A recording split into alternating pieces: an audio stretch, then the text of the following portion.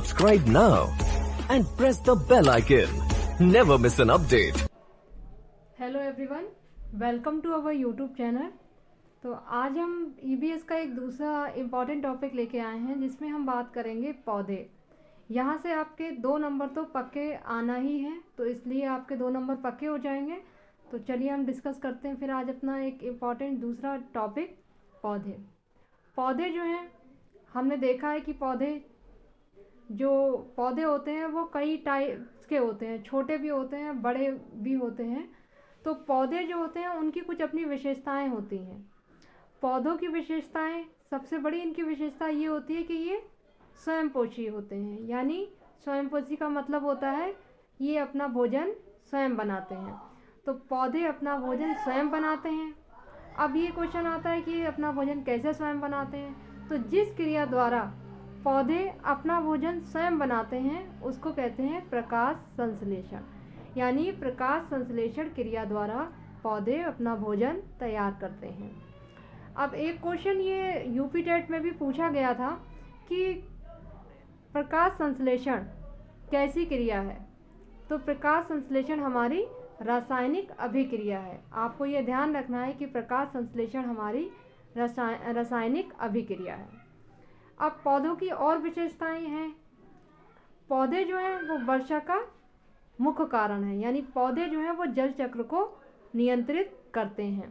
पौधों के ही द्वारा जीवन संभव है, क्योंकि पौधे जो होते हैं वो ऑक्सीजन रिलीज़ करते हैं जो हमारे लिए प्राण वायु का काम करती है। अब प्रकाश संश्लेषण की बात करते हैं। तो प्रकाश संश्लेषण में क्या क्या चीज़ों की आवश्यकता पड़ती है, या पौधों को प्रकाश संश्लेषण अभिक्रिया करने के लिए किन किन चीज़ों की आवश्यकता पड़ती है, आपको ये ध्यान रखना है। इसमें सबसे पहले आवश्यकता पड़ती है सूर्य का प्रकाश, जल, कार्बन डाइऑक्साइड तथा क्लोरोफिल। सूर्य का प्रकाश हम लोग सभी को आवश्यकता पड़ती है, लेकिन सूर्य के प्रकाश की आवश्यकता पौधों को भोजन बनाने के लिए पड़ती है। जल, जब हम देखते हैं कि जब कोई पौधे की पत्तियां मुरझा जाती हैं, फिर हम उसमें जब जल डालते हैं तो जल से वो पत्तियां हरी हो जाती हैं, यानी पत्तियां जो हैं वो ठीक हो जाती हैं। कभी ट्राई करना, देखा होगा हम सब लोगों ने। अगला है हमारी कार्बन डाइऑक्साइड। कार्बन डाइऑक्साइड वो गैस है जो हम सांस लेने में छोड़ते हैं। हम लोग ऑक्सीजन गैस लेते हैं और कार्बन डाइऑक्साइड निकासित करते हैं, यानी रिलीज करते हैं। और एक हमारी और चीज़ है क्लोरोफिल। तो क्लोरोफिल क्या होता है? क्लोरोफिल जो होता है इसके द्वारा ही पौधों की पत्तियों का रंग हरा होता है।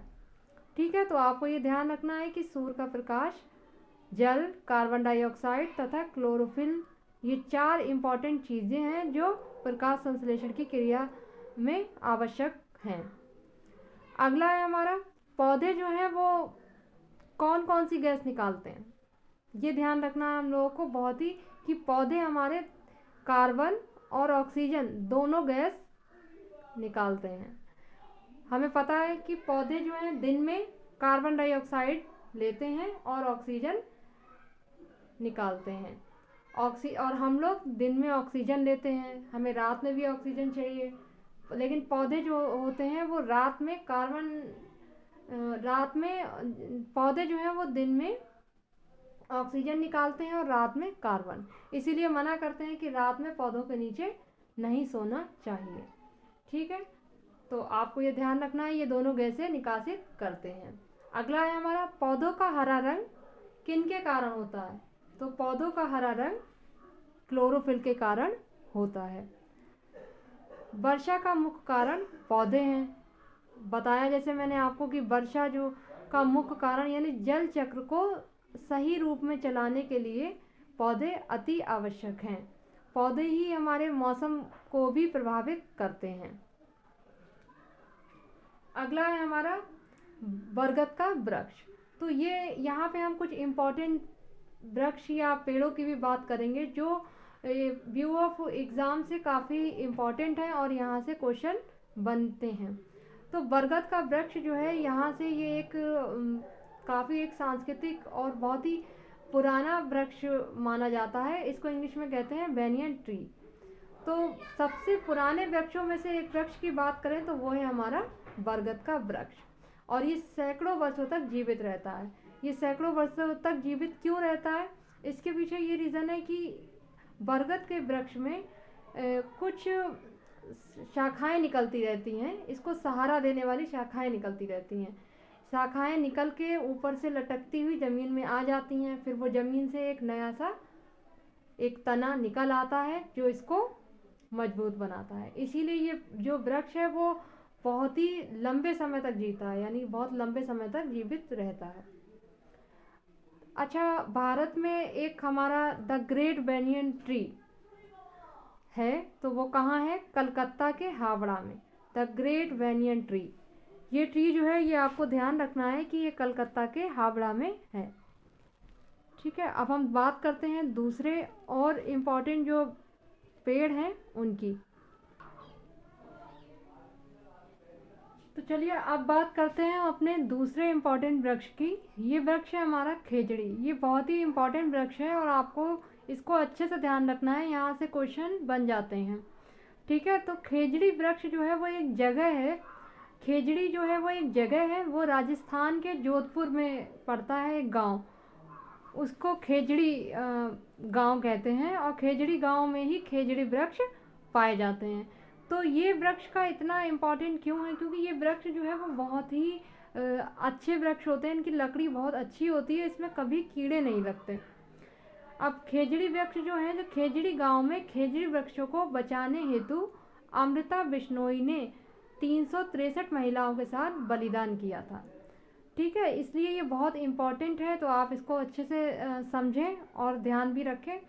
1731 ईस्वी में राजस्थान के जोधपुर के खेजड़ी गांव में अमृता बिश्नोई ने अपना बलिदान दिया था। ठीक है, ये लोग इस वृक्ष को काटने नहीं दे रहे थे।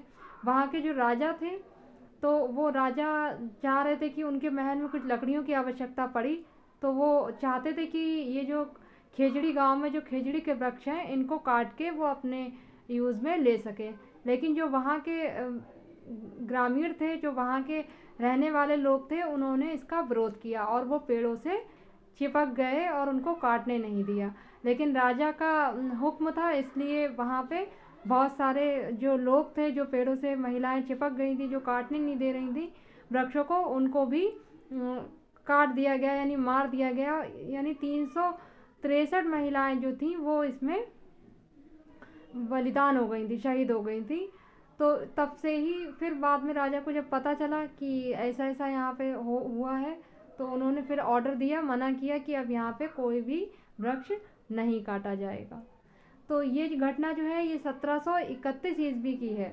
अगर पूछ लें कि खेजड़ी गांव कहाँ है, तो आपका ये भी एक इम्पॉर्टेंट आपको यहाँ पे पता चलता है कि खेजड़ी जो है वो राजस्थान के जोधपुर में है, और खेजड़ी जो है वो वृक्षों का नाम है। अब ये अमृता देवी के बलिदान के द्वारा ही अमृता देवी वन्य जीव संरक्षण राष्ट्रीय पुरस्कार की शुरुआत हुई।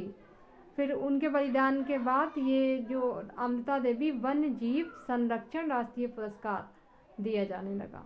भारत सरकार ये पुरस्कार देती है। इस वृक्ष में कभी कीड़े नहीं लगते। इस वृक्ष का इतना महत्व इसलिए क्योंकि इस वृक्ष में कभी कीड़े नहीं लगते। इसकी जो छाल है वो दवा बनाने में प्रयोग की जाती है। इसकी जो फलियां हैं वो सब्जी बनाने में प्रयोग की जाती हैं। अगला है अच्छा, एक इम्पॉर्टेंट चीज़ यहाँ पे बनती है कि जो पेड़ और जानवर, मतलब एक कथन है, ये कथन किसका है ये पूछ लेंगे। तो यहाँ पे है, पेड़ और जानवर हमारे बिना रह सकते हैं पर हम उनके बिना नहीं। तो ये जो कथन है ये खेजड़ी गांव के जो बुजुर्ग लोग थे, जो पहले बुजुर्ग थे, उन्होंने ये कथन दिया था कि जब ये खेजड़ी वाली घटना हुई थी खेजड़ी वृक्ष की, तब। तो आपको ये ध्यान रखना है खेजड़ी वृक्ष जो हैं वो कहाँ पाए जाते हैं और इससे रिलेटेड मतलब कौन हैं, तो अमृता देवी बिश्नोई।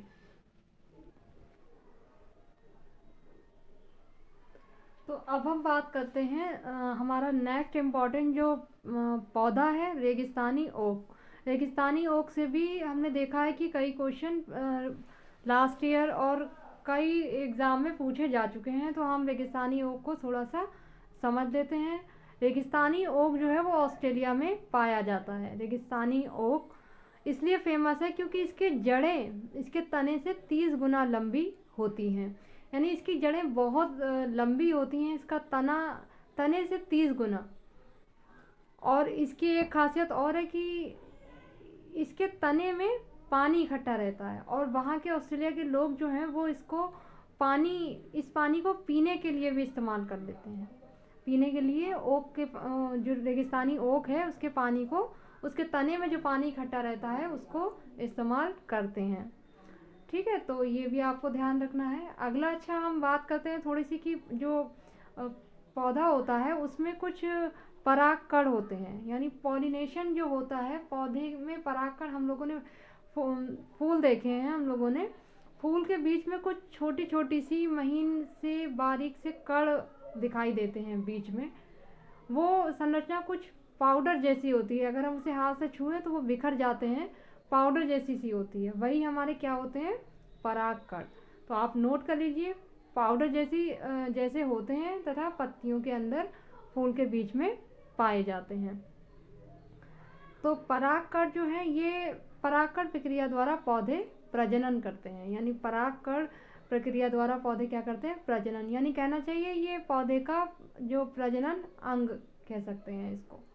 ठीक है, तो आपको ध्यान रखना है कि परागकण प्रक्रिया द्वारा पौधे प्रजनन करते हैं। अगर पूछ लें कि पौधे प्रजनन किस के द्वारा करते हैं तो परागकण के द्वारा करते हैं।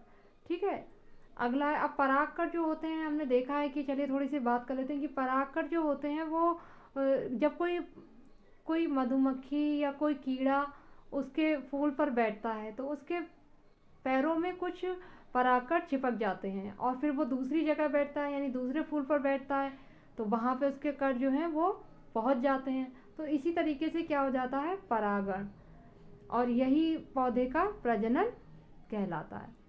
ठीक है, तो अब हम दूसरी बात कर लेते हैं। ये भी बहुत इम्पोर्टेंट यहाँ पे पॉइंट है कि मधुबनी चित्रकला, नाम सुना होगा आप लोगों ने। तो मधुबनी चित्रकला है, ये बहुत इम्पोर्टेंट है और इससे हमेशा क्वेश्चन आते ही रहते हैं। तो मधुबनी जो है वो एक जगह का नाम है, बिहार के मधुबनी जिले में सेफैली नामक स्थान पर बनाई जाती है।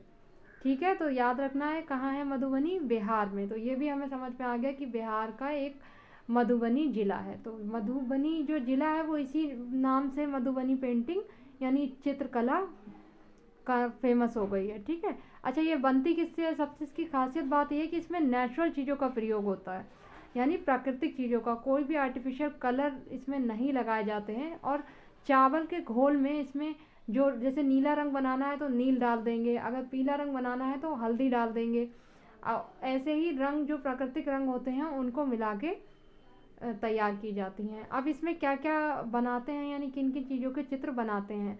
तो मधुबनी चित्रकला में इंसान मतलब मनुष्य के चित्र बनते हैं, जानवर, पेड़, फूल, मछलियाँ, पक्षी व अन्य जंतुओं के चित्र बनाए जाते हैं। तो आप इतना इसको ध्यान रखिए और इसको नोट कर लीजिए कि मधुबनी पेंटिंग जो होती है वो नेचुरल कलर से बनाई जाती है, चावल के घोल में मिला के, और इसमें क्या क्या बनाए जाते हैं। और हाँ, एक फ्रेम टाइप का मतलब एक खाके टाइप के बना लेते हैं जिससे इन जंतुओं के, जानवरों के, पेड़ के एक मॉडल टाइप के, फ्रेम टाइप के रख के फिर उस पर कलर लगाते हैं। तो आज का ये हमारा, अभी थोड़ा आपको कुछ इम्पोर्टेंट नेक्स्ट वीडियो में हम बताएंगे कुछ इम्पोर्टेंट और चीज़ें और पॉइंट जो पौधों से संबंधित बनते हैं। तो आज हम इतना ही रखते हैं। अब आज का वीडियो अगर आपको अच्छा लगा हो तो इसको लाइक कर दीजिए एंड अपने फ्रेंड के साथ में शेयर कीजिए। और प्लीज़ अगर अभी आपने हमारे चैनल को सब्सक्राइब नहीं किया है तो सब्सक्राइब करिए। आपको ऐसे ही बहुत शॉर्ट नोट जो होंगे EVS के यानी इन्वायरमेंट साइंस के जो शॉर्ट नोट होंगे वो हम देते रहेंगे। तो फिर मिलते हैं नेक्स्ट वीडियो में। जब तक के लिए आप लोग ध्यान रखिए और बने रहें हमारे साथ। If you like the video, please click on the like button, write a comment, and subscribe to my channel.